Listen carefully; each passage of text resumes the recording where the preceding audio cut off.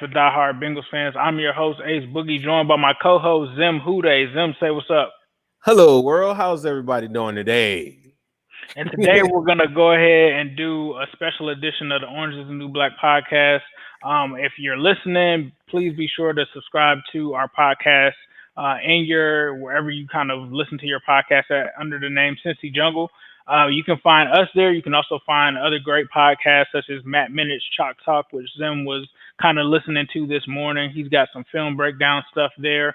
Also, if you haven't heard the Orange and Black Insider, I don't know what you're doing with your life because they just interviewed Trey Wayne. So definitely listen to some of the interviews that they have over there. And Matt also just interviewed Greg Cosell. So check out both of those. And then, of course, you have us as well. You can find Zim on Instagram. You can find me on Twitter at New Stripe City. You can also find Zim at Zim Houday on Twitter. And also, you can find me on YouTube under the moniker New Stripe City. So let's get into it. This is what you guys are all here for. Zim, let the people know what's going on while I get the share screen together to get this draft cracking. We are going to be doing a live mock draft, and we are encouraging everyone to, comment if you want to. Just follow along with us. We're going to go on the clock. We want this to be a war room situation where we're kind of discussing the picks. One thing we've done is we've gently talked about like the prospective prospects that we like coming up in the draft, but we haven't really gone into a mock draft situation in full. So this is going to be our mock draft 1.0. Moving forward, we're going to get some guys, I think, to join us, and we're going to do some mocks that way as well. But now that we're 19 days away from the draft, we're getting closer. The energy is up, so we're ready to start telling you guys who we're start leaning towards. I got my man Perfect 55 in here. What if that was the real Perfect in here? Like, that'd be so crazy. Somebody asked me that this morning. They said, what if with this new defense, we need some dogs? Y'all don't want to bring Perfect back? I was like, bro, like that would be very fun. I don't think it would work out, but I'm not somebody that would say no. Like, as crazy as that sound, that was my guy. I don't think it would work, but I would love to see it though. Is he a free agent or is he still with the Raiders? So he's a free agent now?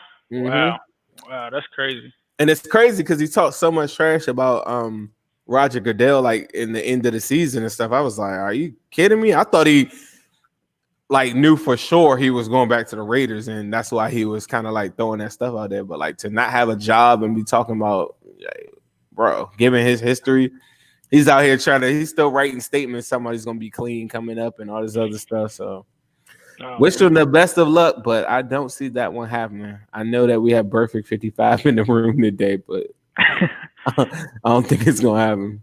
They should have switched Trey and Mac's contract. Mac who? Mac Wilson? He may be talking about Mackenzie Alexander. Oh, okay. Yeah. The one thing, as we're going to get to this draft, one name that we're going to look at, and I think it's going to be there, but let's see. But Antoine Winfield Jr., a lot of people was telling me about, like, going into the league there. A lot of people are kind of looking at him as like a slot corner. And if he is, I think he's a day one slot corner.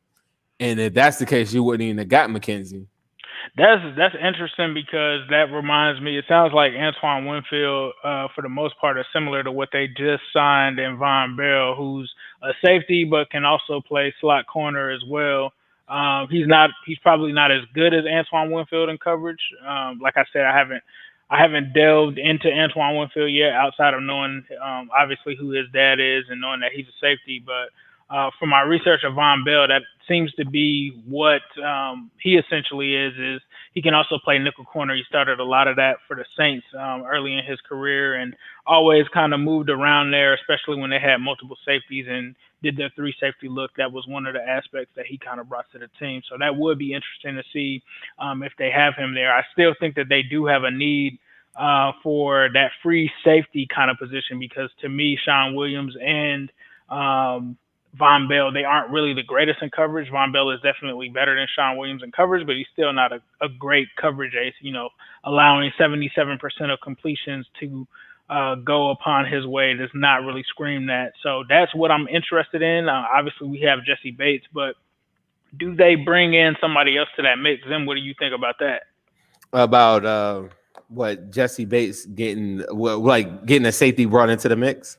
Yeah, like last year, what they kind of did is they tried to use Brandon Wilson as a third safety that could kind of cover. They kind of used Fagellum in that role as well, but they weren't really guys that really screamed, "I can actually cover these guys."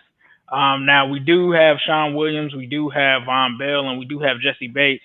But really, to me, just really kind of Jesse Bates and Von Bell kind of come out as those cover guys. I'd probably say Jesse Bates is way more elite in coverage than Von Bell is. Do you still think that that's a potential need, like in terms of safety, or do you think? If we're drafted BPA, I'm gonna show you a couple guys that I feel like when we get to like the third round, especially when we start talking about Willie, goddamn, Gay Jr. Right. And Akeem Davis Gaither, and even if you look, I got to see the board when we get to the top of that second. Yeah, let's get But, into but, it then. but Let's when we go. get to that though, yeah, I mean, if we're truly talking BPA, there's gonna be some guys there that I love. So Well, yeah. With all due respect, I guess we can go ahead and get into it then. I mean, obviously, we're taking Joe Burrow, so we'll go ahead and let that go. Looks like Chase Young goes hold up, second. Chase Young. We're not taking Chase. Nah, we're not taking Chase. I mean, you Oh might as well no. have queued that pick up for sure. Just some notable guys that have gone off the board. Tua goes to the Dolphins. Herbert goes to the Los Angeles Chargers. That is the main reason why I would not really trade that top five pick. Tristan Wirf goes. Andrew Thomas. Jedrick Wills. So it looks like some of those are going there. Hold on 1 second. Um, Godson said, "Yo, the Bengals are trash, son. Go Ravens." Boy, normally, you know what's so crazy? Before last year, I would have talked so much trash about the Ravens, but they earn my respect. I wonder where Denard goes after the Jags throw him to the street. We really need another vet linebacker. There's some vets out there. Clay Matthews is still out there. I'm thinking Logan Wilson. That's the truth to these Herbert rumors. I heard that Mike Brown does like Herbert, but I know that the meetings with Joe Burrow went just as well. What's up, Ryan McKeon? So just to give you guys a recap, coming off the board, number 11, I'm just go 11 through 12 because I think Ace kind of went through most of it. Number 11 was Andrew Thomas. So this belief that a lot of us think that Andrew Thomas could fall doesn't happen in this mock. Henry Ruggs the third is a lot like a John Ross in the idea that you got somebody that has the speed, has the one thing that other guys can't do. Well, he does it at a phenomenal level, and he's doing it, but he just doesn't have the production that I think would warrant the pick at this number 12 spot. John Ross, I thought had the production, but the injury history made it very questionable. But Henry Ruggs is a lot like that. I think he'll always be like, if he stayed healthy, right? He'll always be like a John Ross type guy that, or not a full number 2. Then after that, you got a CD Lamb coming off there, number 13, who I really, really like. Jedrick Willis, the tackle from Alabama. Then Jerry Jeudy. Javon Kinlaw, who I got into his film this past weekend from South Carolina. Reps games the same way that Clowney used to. CJ Henderson, the cornerback from Florida. Xavier McKinney, who I was hoping might fall. That's one of the guys that I was talking about. If he was there at the top of the second round, Ace, that's one of the guys that I was saying, okay, that's the guy that I would take. I don't care what our secondary is looking like. After that, you got Jeff Gladney, who didn't perform that well at the combine, so I don't think that he'll go in the 19th spot. I think that's a guy that will be looking right at the end of that first round, top of the second. Grant Delpit, who has been mocked to us from a bunch of different guys. Justin Jefferson, who everyone knows very well from LSU, his counterpart, so they go back to back. After that, Zach Bond, Jordan Love, Christian Fulton, who I've been a big fan of like 2 years ago, and he didn't have quite the junior year that I thought he would, but he still did pretty well. Denzel Mims has been a hot name coming off the board Really in has. a lot of mocks lately. Isaiah Wilson comes on after that, the tackle from Georgia. Then you got Gross Matos from Penn State, who I was really, really hoping that was going to be. I was about to shock y'all right there. That was going to be my guy. DeAndre Swift goes to the Ravens, which I would love. That would set them back with all this damn talent on the board. You take a running back at 28, go right ahead. 29, AJ Espinoza or whatever, however you say his name, from Iowa, who Ace showed me had mocked to us. And I think, Ace, how do you feel about him? Because that's an edge guy, and a lot of people don't necessarily think that we need an edge guy. There are people that say that are kind of going with the same sentiments that I've been saying, is if one wide receiver, one corner gets hurt, now your next man up is not that lit. So that would fill that void in. I wouldn't be opposed to AJ Espinoza just because you have to really cover all bases. And when you talk about revamping this defense, I think that edge rusher, although it may not appear to be a glaring need, it still is possibly a need, especially with Carl Lawson coming up as a free agent next season. So I still think that you have to get somebody that you can stick into that rotation, and it allows you to have a very good stable of edge rushers. So, and the fact that he would possibly be there in the second round, whereas this guy they're just talking about him going in the top 15 before his combine breakdown. You'd have to grab that value. I think that it definitely would be enticing. It would definitely be kind of a best player available kind of move if you were to do that. And this is a guy that you can actually get snaps for. So, whereas a lot of people have been talking about wide receiver. That sounds good. And yes, after this season, you talk about Tyler Boyd and Auden Tate being the only guys there. But at the end of the day, how can you get that guy in the rotation for next year? You really can't. Edge rusher, you actually can. So I would be more opposed to taking Espinoza versus one of those Denzel Mims or Jalen Reagor guys. Even though I love those guys, I love Rager. I love Reagor. Reagor's my favorite for sure. Raegor to me is what I don't know why I have more faith in him, but I know that John Ross, after this year, let's say John Ross is lit, another team is going to come scoop him up, and Bengals aren't going to be able to compete because they're paying too much money at the wide receiver position. I think currently right now they're fifth in the league, I think, or maybe even fourth in wide receiver salary. They don't have the money to pay John Ross coming off a crazy year. So that's one way. If he has a bad year, they wouldn't sign him. You know what I'm saying? So it's like there's no way I could see John Ross coming back to this team after this year. Real quick, Raegor would be the replacement. Real quick here, Zim. I'm not seeing any other rounds, so I don't know if we made a mistake or what's going on here, but it looks like it just did for some reason one round. At the very beginning of it, okay. It must have actually that damn. So bear with us 1 second, guys. Let me get this set back up. So basically, I mean, the pick doesn't change, right? It's still Joe Burrow. Let's see. But that board, you got that board gonna look a little different. But now, if you pick the same guy that we just did, so this is what happens when you go live, people. A lot of people are scared to go live. We're going live. So let's see. So far, there have been some changes. I am seeing that so far. Hasn't gone. One thing that I noticed on that board, I don't know if y'all saw this, but Kenneth Murray and Queen were both sitting right there. So I already knew what our war room was going to say, but I was just waiting to see who was left on it. Because one thing that I'm going to tell y'all, my philosophy coming into this thing is I want to give Joe Burrow every resource possible to succeed year one so that he doesn't leave in a shell shock state and create what you all are scared or the people that are timid about picking a quarterback. I want to give him resources early on. And I think, and now if that means on the defensive side of the ball being elite, cool. But I'm gonna be looking at offensive line really, really heavy. And Ace is the one that kind of steered me in that direction. But Murray and Queen are on the board. And I will say this, based on the analytics that you showed me the other day, Ace, and some of the other stuff that I've been seeing, I hate to break this to Bengals people, but Patrick Queen does not fit the mold of a Duke Tobin prospect at all. Undersized, doesn't have a production. A lot of people say 83 tackles. Not that. That's not what it was early in his career or whatever, or this past year at LSU. That's not what that doesn't fit the Bengals mold. I'm not saying that they would skip on him, but as much as that would seem like a surefire can't miss type of situation, I don't think the Bengals value him at linebacker like we do. And I don't know if they're not learning from their mistakes, but there's no indication they've even reached out to him or anything like that. There are some guys that we're going to talk about that they did talk to. Okay, so just recapping what changed. Okay. So It looks like the Bengals went with Joe Burrow. Those that are listening, audio, of course, we went with Joe Burrow first. It looks like Chase Young went to the Redskins. Derek Brown went to the Lions. The Giants took Isaiah Simmons. The Dolphins took Tua Tagovailoa. You also have the Chargers shocking everyone and passing on a quarterback, taking Tristan Wirfs. Devon Kinlaw goes to the Panthers.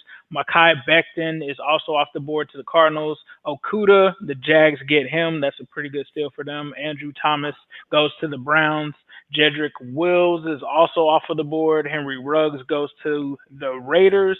CeeDee Lamb goes to the 49ers. That's a good scenario for them. DeAndre Swift goes to the Buccaneers this time around. Jerry Jeudy DeAndre Swift is really that value, like that high? Like, all right, go ahead, keep on going. I'm Yep. sorry. I didn't know he was.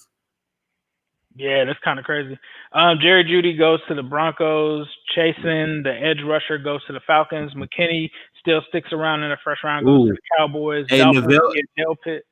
Yeah. Hey. Oh no, I'm sorry. I'm going ahead of you. I'm just looking like that helped. The Jags went with Neville Gallimore, which is we need. Like in order for the scenario that I'm looking at right now with the guys that we're about to talk about, we need some people that are not supposed to come off the board coming off early, just like last year. And Neville Gallimore is one guy that's coming off a little early. I'm a little upset. I see Denzel Mims, but when I look at who's left, I'm about to shock the world with who I think we should pick. I'm sorry, Ace. Keep on going. Justin Jefferson goes to the Eagles. I'll just say some of the notable ones here. Kenneth Murray to the Ravens. Jalen Rager to the Packers. J.K. Dobbins at the end of round one to the Chiefs. So that brings us to pick 33. Some of the names on the board, surprisingly, Justin Herbert. I don't think that that's realistic. Jordan Love is also still on the board. You've got Jonathan Taylor, the running back from Wisconsin. Patrick Queen is still available. AJ Espinoza, edge rusher, is available. We also have Antoine Winfield, Josh Jones. So we've got some decisions to make right here. T. Higgins is also available as well. Zim, did you want to look at, I guess, the positions that we have available right now, or let me share my screen with you guys. I'm telling y'all right now. Hold up. This is who I'm going. This is who I'm with. Y'all tell me why I'm crazy for doing this. Y'all tell me why I'm crazy for doing this, but this is who I'm rolling with. God damn it, share. All right, you see that? Hold on, I got you. Woo! All right. So now you can tell me anything you want about anybody, but if T. Higgins is still there, I just don't think this is going to play out like this on draft day. Because of the Ross situation and the AJ Green situation, I'm absolutely looking at resources for Joe Burrow. Now, that's going to be in the form of the offensive line or elite talent that falls to them right in their face. I cannot see a situation with T. Higgins and Denzel Mims and guys like that are still around here at that number 33 spot. I just don't.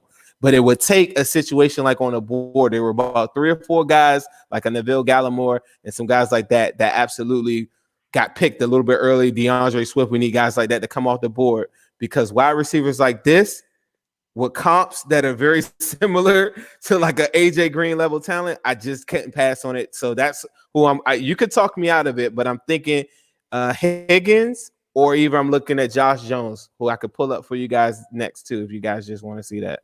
Yeah. So for me, I think it is possible that Higgins is there, and the reason that I say that is because of I think the 40 time in the combine from what he did there, especially with given the fact that teams can't bring these guys in for private workouts, right? So they kind of have to go off of that, which isn't really fair. And then he also doesn't get his pro day that allows him the ability to also improve that 40 time, improve some of those workouts, kind of give teams some comfort. So I think it is possible that T. Higgins is there. For me, I think there's one prospect, maybe 2, that would make me possibly. Do you think Mims will be there? I think Mims actually has been trending up. I think him and T. Higgins are like the exact opposite when it comes to their draft stock. I think Mims is pushing upwards, and I think that T. Higgins is going down. What we have at the end of the round, I think that there will be some receivers that will start to go. So I think that Mims, if I had to call it right now, I think that Mims probably goes in that 24 to 32 range. I think that he is a lock to go in that area, and I think that if there's something based on that, which I think that that's crazy because if it wasn't for Corona and everything being on lockdown, he probably would have gotten a chance to kind of, quiet some concerns about that combine. And when you talk about that, you have to think about what happened to Tyler Boyd, right? Tyler Boyd was supposed to be the number one receiver going into that year, that season. Had some off the field issues with the DUI, which definitely wasn't anything that was crazy when you actually look into what happened in that situation. And then he had the slow 40 time, right? And so that slow 40 time got kind of held over his head, and he moved from the first round to the second round because of that. You also look at some other guys that it has affected in the past as well. So I think that is something that could possibly push him down draft boards. I just want to say a couple quick notes that I had on Higgins, and the reason why I watched a lot of his stuff not too long ago, and the person that he is most compared to the most is AJ Green. He has a long frame. He's played all three receiver spots. So in year one, he's going to be able to go anywhere in Zach Taylor's offense. So I like that. He's a long strider, so he's not always going to have the fastest 40 time, but he's got breakaway speed whenever he gets the ball. I was just showing just now. I don't know if you guys saw my share screen, but I was just showing some Josh Jones highlights because that was the other guy that I was like looking at. That's who I think that I would tend to look at, and simply just because I would love to have T. Higgins, right? But where is T. Higgins really gonna play for us this year? We've got John Ross coming back. We've got Auden Tate, who's very similar to T. Higgins as well, and AJ Green as well. You've got Tyler Boyd as well. To me, it just becomes from a value standpoint, T. Higgins offers you much more value in the future. I think when things get uncertain, versus someone like Josh Jones that could be immediate, right? Like Josh Jones is a day one. He would start plug in immediately. So that would be the only reason that I would go with Josh Jones, because especially for us to have to protect someone like Joe Burrow, given what we have right now, I think that Josh Jones will possibly be the better pick. But that's just me. I agree with that too, but this is what I'm thinking. Like we let off before we got into the mock is that John Ross and AJ Green probably won't be there. I think they re-sign AJ Green and they figure out this deal. But currently, right now, he just said he's very unhappy with the franchise thing. Him and his, I pay attention to like what his wife posts and stuff like that. She still shows Bengal heavy stuff, so I don't feel like there's any ill will towards the Bengals or anything like that. Right. But it's the same situation. If he has a breakthrough year, somebody's going to come with a money offer that the Bengals just can't simply match. So another thing I need to have somebody ready. I don't want it to be a situation, a Tyler Boyd situation, where I'm scrambling for a guy on the year of. I want to get a guy in the system right now at a very good high talent level. Denzel Mims and Higgins are two guys that those are my two wide receivers at the 33. Like Rager and Hamler, those are two guys that I really, really want. But I wouldn't go I would trade back and still think I can get them. But those are my two guys. Let me ask you this. Given that this is a historic draft class, right, at the wide receiver position, that means that to me, that means that you're going to be able to get guys in possibly round 3, right? Van Jefferson's, all these guys like that later on. These guys that typically in other years they could go in the second round. So my fear is wide receiver, guys. You got me. You said wide receiver? No. So the only thing I say is the only thing that I can say you do need a wide receiver. You just don't realize it yet. Is I do feel like we need a wide receiver. I'm definitely on board with you. I know that we definitely need to have someone there for the future, because if they don't pick up John Ross's option, or if AJ Green walks out the door, then there's definitely some issues there. Who you rolling with? Everybody loves Auden Tate, but Auden Tate, as much as I love Auden Tate, is not in the plans. I think that there will still be some solid value at receiver on the board in the third round. Hey, Louis. So for me, this is what it comes down to me, right? Josh Jones is available right now, right? Josh Jones is a very solid option for us. what is that tackle position going to look like at round 3? Like, who's going to be like? I'm more confident in the wide receiver position still being there in the 3rd round than I am at the tackle position. Well, and see, this is the reason why, and I got a draft chart that I picked up because I wanted to go into this. I keep on telling Ace this from like every single time that I believe that there's going to be a strong possibility that this number 33 pick is going to get traded back. Now, when we start looking at the prospects, can you pull up the tackles and the guards on that street and let's share it with everybody? Because I'm gonna tell you from a value standpoint, when you're looking at a draft chart, the number 33 pick is a 580. It just think of 0 to 1,000 or whatever.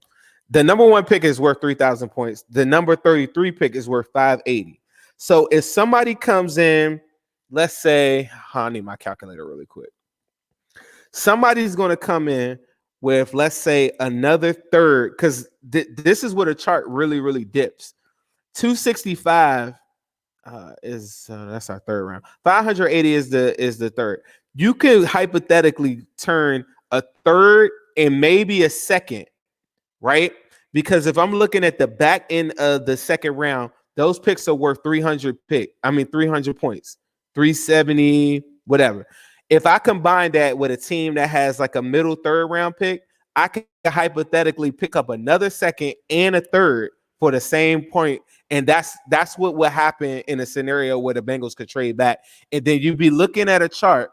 If you can you pull up just the guards or just tackles or just offensive linemen, period? Here we go. You can pull up tackles because most of them we're going to convert to guard year 1. Okay, so based on what I'm saying right now, if you guys are listening to this on the pod, we got Josh Jones right now is the number 37th ranked prospect. Then after that is Ezra Cleveland, Austin Jackson. I actually have an Austin Jackson clip I wanted to show you guys, but Lucas Niang is another guy that I really like. But Prince Tega Winego, right? I don't think that this chart is updated or whatever because he's been shooting up like you wouldn't believe. And I watched some of his stuff from Auburn this past week. If he were, I don't know what the temperature is on him, but if someone could assure me I could get him in the middle of the 2nd, then I go and trade back and get this extra 2nd round pick that I'm telling you guys that we could possibly get. We go get, like, say the Philadelphia Eagles, their 2nd. They got let's go Bears. They got 390 points is for that. If I took that and then they're another 3rd, then it's the same value as the number 33 pick, like the end of the 3rd and then I go to the middle of the 2nd round. If Prince Tega Winego is still there, I make that move. So are you confident that there will be a guy out of those? We didn't even go down the whole list because all the way down to Ben Barch. So we got 1, 2, 3, 4, 5, 6, 7, 8. I kind of like Terrence Steele a little bit too. But let's say there's 8 prospects that we know year 1 could absolutely have huge playing time if not starting, with Josh Jones, Ezra Cleveland, Austin Jackson, Lucas Niang, Prince Tega Winego, and maybe Matthew Pert. But that's where the drop off starts to me. And it's Sadiq Charles from LSU and Ben Barch. Do you think that if we trade it back, we'll be able to get this, still get a quality lineman that we want? Because these guys are in the chat right now in the war room. If you're listening to this, they're all thinking linebacker, of course. So we're working with our staff over here. Staff is saying, you know what? This is just a mock draft. This is our first one. So Zim, let's go with T. Higgins. I'm good. You gonna go T. Higgins? No. Let's go T. Higgins. You talked me out of the wide receiver though. You said it's so many guys. Oh, pull up the wide receiver list. Let me look at the wide receiver list. I feel like I'm like stalling because I'm scared to make the wrong pick. All right, here we go. So we got T. Higgins. We still got Hamler. We still got Michael Pittman. Where's Pittman? Where's Pittman? Oh, okay, there he is. Okay. Still got KJ Hill, Van Jefferson. And Chase Claypool doesn't fit their criteria either because of the late production and the age. There's a guy on here. What's his name? Brian Edwards. That dude was balling early. Like, he's young. Right. And so that's somebody, based on what the Bengals do, that's somebody they might be looking at. I don't like him as much. I like the kid from Arizona State. God damn it. Yeah, bro, we could get KJ Hill, worst case scenario. Right. We could get. See, he plays like a running back though. That's the only thing. He's a system guy. We got some guys though. We got some guys that Some guys, bro. and then let's look at, but we do have options though. Michael Pittman Jr. is a Bengals prospect, bro. Like Right. that's Right. a Bengals guy all the way. And I mean, it's we can roll the dice. It's up to you. It's whatever you want to do. If you want I think we should protect Joe Burrow. Let's look at the linebackers real quick. Just pull it up for the people at home because I think we're totally going. Oh, we got Willie Gay, Malik. Give me Willie Gay. Give me Willie Gay. Fuck it. Give me Willie Gay. I mean, F it. Oh, you did it. He pulled the trigger. We pulled the trigger. Hey, look. So Patrick Queen guy is in there, is going crazy right now. Where's Patrick? KJ Hill's still gonna be there. So we're gonna get a wide receiver later. We totally dismissed the whole theory. I wanted to give Joe Burrow some Joe Burrow is gonna. But Willie, all right. So Willie Gay Jr., right? Willie Gay Jr. Guys, let me show you guys something. You want to talk about? It's so funny that we started off this whole thing with Burfict, right? We were talking about Burfict before this whole thing even started, right? And somebody said, bro, we needed some dogs out here, right? Let me just, while we're going through the Ace can go through the picks that just came off the board. I want you guys, if you're watching here in our live war room right now, I want you to just watch this dog right here. This is my favorite linebacker prospect, and I did not for 1 second. I just forgot that he was actually still there. That is what we need. Starts it off with an interception, picks it to the house for those listening. Okay, but you could go over the board. Tell everybody why this is playing, so everybody is unfamiliar with Willie Gay Jr. I want you guys to just watch some of these plays. And this is a guy I would be terrified if he went to the Ravens or the Steelers or the Browns. This is a guy you don't want in the division. I'm gonna say that right now. This is a guy that's gonna be playing for a while. Absolutely destroys people. He has the ferociousness and plays with it, just like how you guys love Mac Wilson coming out of college, and just like how you what we were talking about the other day that everybody wanted to. What's the kid that went to the Redskins and got? Everybody wanted him. From Alabama. He plays with that Reuben Foster. He plays like that. And that's the best I hate comparing greats in the NFL to prospects, but I'm gonna compare him to, as a prospect standpoint, the tenacity of him. He makes plays. This is the hybrid that we're looking for. This is the Sean Williams. Anybody that has any complaints about Sean Williams, this is the replacement for him. Tackling abilities off the charts. Rarely misses tackles. Just a all-out dog. Right. Okay. So let's get back to it. We've got our breakdown of our pick provided by Zim. Now it seems as if we are on the board at 65. So let's take a look at what tackles are still there. Let's see if our gamble paid off. It's kind of ugly out there. This is where it gets nasty right here. I'm gonna tell y'all that right now. So we got offensive tackle there. Is Moody still on the board? Moody does not look like he's there. So let's see. Where did he go? Let's do a recap. So it looks like AJ Espinosa went to the Lions. Winfield Jr. 36. Winfield, Justin Herbert. Patrick Queen doesn't go till 38. Justin Herbert 37. That's no way that's happening in real life. No way that's happening. Jordan Love goes to the Jaguars. Josh Jones goes 43. T. Higgins goes 45 to the Buccaneers. That would be scary. Josh Jones doesn't go until 43, and that's the reason why I'm saying there is a possibility you could trade out of that pick and still come away with a day one lineman. Ezra Cleveland, who tested out of this world, phenomenal. There was a run at the 57, and Austin Jackson, and then Lucas Yang all fall off the board, 57, 58, 59. That is the reason why the number 33 pick is going to be so tradable, because you could get to the back end of the second round and you won't be in the position that we're in right now. Yep. So I feel like almost by default, Prince Tega. We got to go with Prince. Pull it. So we came out of this a little bit unscathed, but it was by the skin on our teeth, because the only guy left from day one that we could put in there See, they're saying put Moody, get Moody. Let me tell you about Prince. Prince is an absolute baller as well. I might pull up some clips so you guys can see that as well. But that's a guy that's going to compete day one, and we ain't gonna miss a beat. Right now, this mock is looking phenomenal. This is what mocks are made of. So go tell your Bengals friends this is what it's made of. This is how you talk it out, and this is how you go with the Ooh, dog. that one hurt. What happened? Who just came on the Moody board? went to the Browns. That kind of Shoot, hurt. we could have got a Ben Barch winning 99. Shame All on me. right.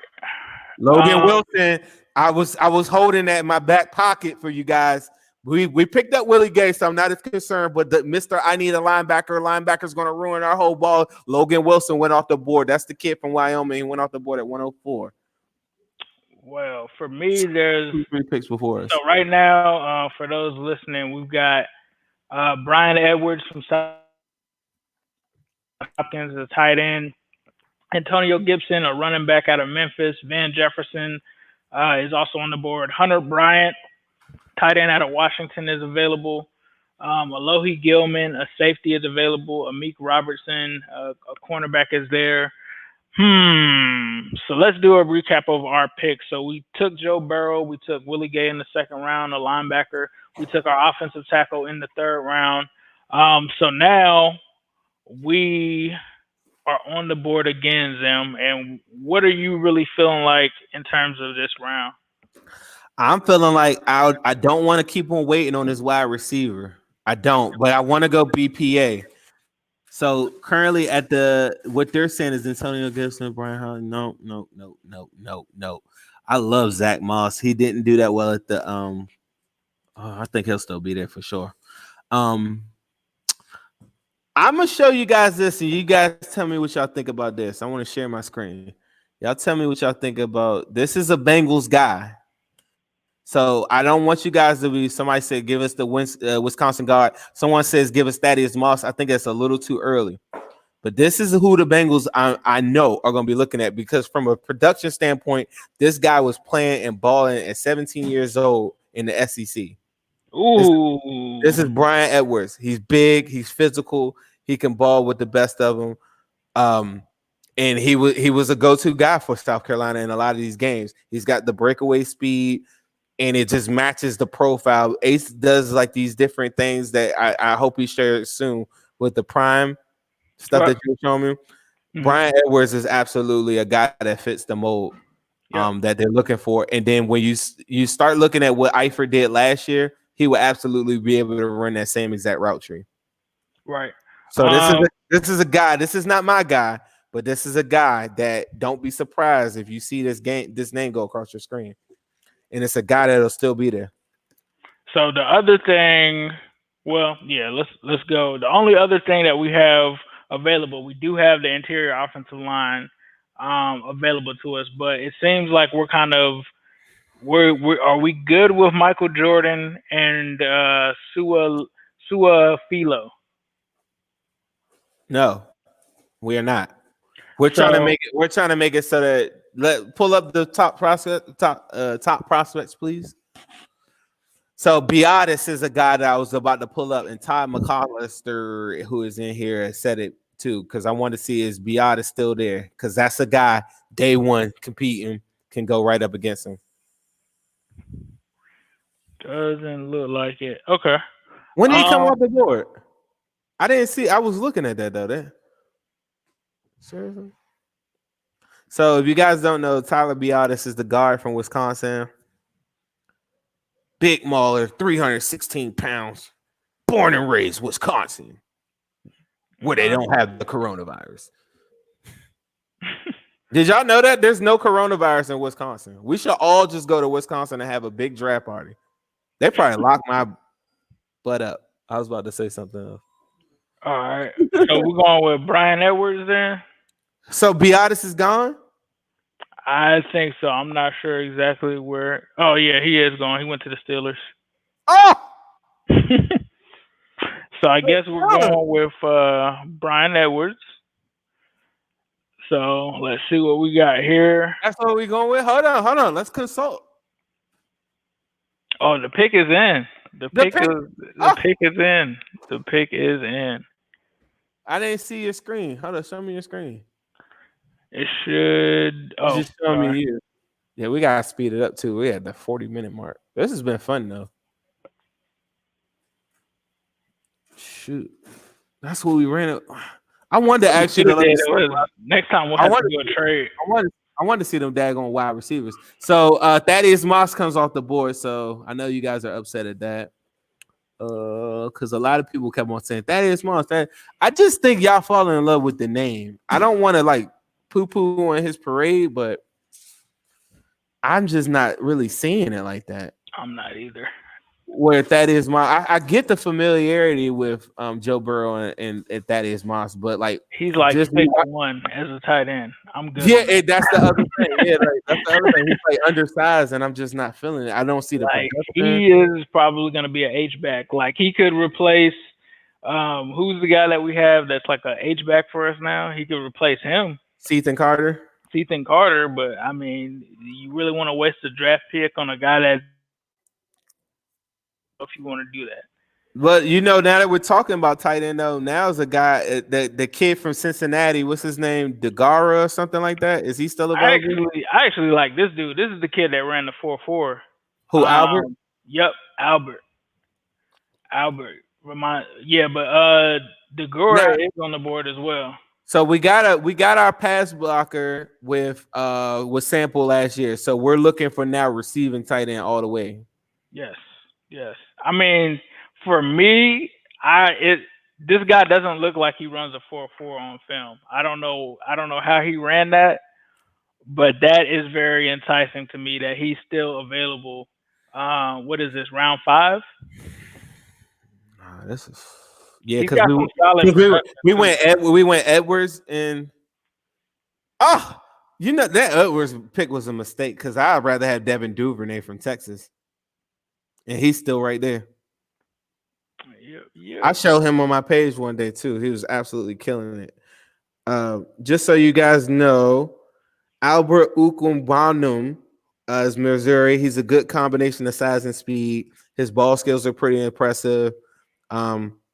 He does have a interesting stat on touchdowns. He scores touchdowns every 4.2 catches. He leaps, twists, and lays out to make circus catches. The reason why you said that you didn't see the speed on camera on tape is because they're saying that he struggles in a little bit of his route running. He's very coverable underneath. He needs better acceleration out of his turns. Step counter as a route runner doesn't always operate with consistent play speed. So that 4.4 speed, are we banking on that translating? This is the best available right here. He is the best available, right? Yep, that's what we have right now is the best available. I like the kid from Cincinnati better, for real, but I'll go with him now. I'm gonna go ahead and take this guy just because I think he has God-given speed. Like you can't coach speed, right? So I think that like Zim has said, this guy has room to grow.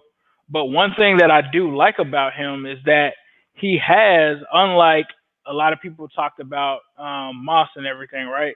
Moss doesn't have the production when you look at it from that standpoint. This guy in 2017 scored 11 touchdowns, had 6, 2 years in a row, 300 to 400 yards. I mean, that's pretty solid for a tight end. So this isn't a guy that never really produced and just ran a 4.4 and you're just basically banking on his physicals. This is a guy that has shown that he has had some production. Maybe he needs a little bit of work, kind of like CJ Uzomah when he first came in. But this is a guy I think that it's a lottery ticket that you take, and it's kind of similar to that Orson Charles or that CJ Uzomah type pick where you're banking on the light to come on for this guy with some assistance from the coaching staff. Like I said, I mean, if that's your guy, go get him. I'm going to go and get my guy, man. This guy is 6'5", 255, running a 4.4. Usually I'm not big on 40 times, but that is insane. So I just got to take this guy. How about this? I'll make a deal with him. You can pull the trigger for us if you can pronounce his last name. Oh, my God. There's no way. There's But no nah, way. but nah, I'm messing with you. Let's do But it. Albert O, we're gonna Hey, go I'm in. telling y'all this: if Devin Duvernay is still on the board on our next pick, we're gonna walk away with 2 wide receivers because that dude right there be balling. I like him. He Hold on, just oh, went. this is our last pick, isn't it? I think this actually is our last pick, unless we Okay. have two picks in the fifth round, which I don't think we do. Yeah, Um, we stopped the hey, market yep. fifth, guys. So in conclusion, God, our first 3 picks. I'm telling you this: if our first 3 picks went like that on draft night, playoffs, playoffs, playoffs. I'm telling you right now, that's playoffs. The first 3, Willie Gay would come in there and be next to Pratt and just be. It would be a dream. Where did Akeem Davis Gaither even go? I didn't even see him come off the board. Imagine if we got both of them. He was still available, I think, if I'm not mistaken. I'm telling y'all this right now. If there's a situation where like a couple of these guys that we talk about a lot, like Willie Gay Jr. and they make if they went and said, hey, you know what, we're gonna make the offensive line elite or linebacker core elite, right? To just fix it all the way together. Like say they go get Akeem Davis Gaither and Willie Gay Jr., right? Something crazy like that. I would then come back and tell everybody, let's get our money together because we can bet the house on this thing. This is gonna happen. If they come in there and they just start like, it's not that I have to know the person, but if that board looks like what it looked like today, by the time we got to the 4th round, I mean that they should be parlaying that into 2 different picks because there was so many guys still sitting right there. That's the reason I can't see them staying there at 33. It's just too many guys right there in that 3rd round. And if you don't get your offensive lineman by the 3rd, going into the 4th, I just think it creates this situation where we're like, I'm going back. Sorry guys, I was not paying attention to the comments, but I see Ryan said no about something. I'm not sure exactly what it about was. your guy Albert. So this Ace, if you guys don't know, Ace went and got Albert Uko. Nah. Some people like Oh, okay. Albert. Roach like Albert. He's I got don't the know. speed. He's got the speed. Missouri guys. Are any tight ends in the league currently playing in Missouri that came from Missouri? He's Looks got the like size. looks He's like some 6'5". people wanted us to get Clyde Edwards-Helaire. It looks like he was available. You know who Clyde Edwards-Helaire will be perfect for? The Ravens. I I would like hate Clyde though. I would hate it, but he would be I perfect think for the I Ravens. think Clyde is gonna be. I'm just gonna go out on the limb. I haven't watched everybody else, but I think That's Clyde fine. is gonna be one of the best ones. Cause like when I watched Joe Burrow, he kept blowing off of the screen to me, and I was like, "Who is this running back?" Like every time I was watching him play against Alabama, I was like, "Who is this dude that's just like carving them up?" I'm gonna tell y'all one thing that Joe Burrow does from a check down perspective. I've never seen a quarterback like hold it, and do these check down. He leads all his check downs. If y'all ever just go and watch like just the small things that Joe Burrow does on different plays and stuff, one is on 3rd down, it's just incredible what he's able to do to keep a drive going. Like that is the most, like you could look at all the big plays, the big highlights and everything like that. A lot of those come on like, just big plays just based off the offense. But the intangibles that he has, like just leading guys, like somebody like a Geo, like just leaking out, like he leads the guy every single time. You know how you see check down games where you see check down Charlie's throw it and the guy gets drilled? Joe Burrow goes so far out of his way to keep the play going and to get the defender off of the running back. Every time you see him check it down, it's always like he's leading him, and it turns into like a 12-yard like pass. Like he makes checks down look like regular pass plays, and it's incredible to watch, bro. It's incredible how he doesn't take sacks a lot of times, and they're just like 1 yard, 2 yard carries, and they live to go to another down. That's something that Cincinnati is really not seen in so long. And I think a lot of times I watch games with you guys live. If you guys don't know, I do like a stream every Sunday. And a lot of times it was this theory. We watched Dalton just give up on plays so early. And it was this narrative that they're not open. They're just not open. Zim, why are you so hard on Dalton? They're not open. I'm like, he's got to get them open. He's got to get, like he's playing. I understand he doesn't have everybody out there, but he's got to throw some of these guys open. Go watch Joe Burrow just check down.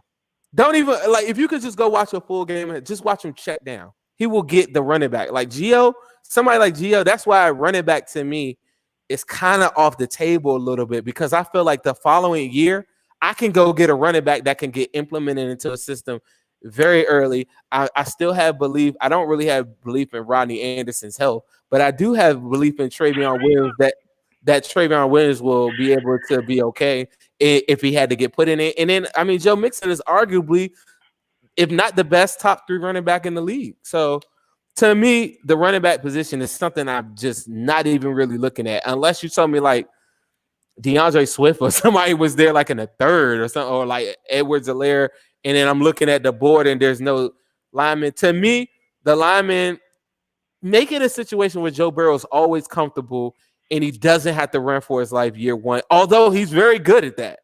I don't want him living under this premise that he has to be like put everything on his back or he's got to extend all these plays. I want the line to work for him, and we got to put that thing to bed and just get that line, if not elite, above average. Year one, Joe Burrow. Then after that, we could start addressing a lot of these other things. A lot of people were in here today. We're talking about linebacker. Linebacker is not what you guys are thinking it is. They're not on the field. The way that Lou Anarumo is doing these guys, like, there is very few instances where linebacker is even on the field like that in today's NFL until you go and play like the Ravens or something like that. And even still, you still need to have speed. So I like what they're doing from a defensive standpoint. Do you have any closing comments that you want to put on here, Ace, before we wrap up Mock Draft 1.0? Nah, man. I think that we did what we could. I think, it definitely has to be a draft where we address both the linebacker position and also give Joe Burrow some help on the offensive side of the ball, which I think we accomplished that. So this Can you will be the screenshot that perfect mock? minute. Can you screen that mock? I want to post that. So and then can you recap that for everybody that's listening on the pod, or if you're in the room and you just want to know, can you recap our picks again, please? Joe Burrow in the first round, Willie Gay Jr. in the second, a linebacker. Um, Prince Tega Wangolo, I don't know how Wanega. it is Let's now. say go Wanega. Wanega from Auburn, Brian Edwards, wide receiver from South Carolina, and then Albert O from Missouri, a tight end. Okay. I feel like we only made one mistake, but we don't make mistakes. We made a conscious decision, and we're gonna move forward with that guy. But Brian Edwards that's a Bengals guy. I think there's going to be a lot of people happy with Brian Edwards. Draft Twitter I, loves. I wouldn't be upset at all. Like I wouldn't be upset, but there were some guys on the board that I would have took another look at. Gotcha. All right. Well, thanks for listening to the Orange is the New Black podcast. And as usual, we'll leave you guys with a who dey. Hooray! Follow my man New Stripe City on Instagram and YouTube. Check y'all later.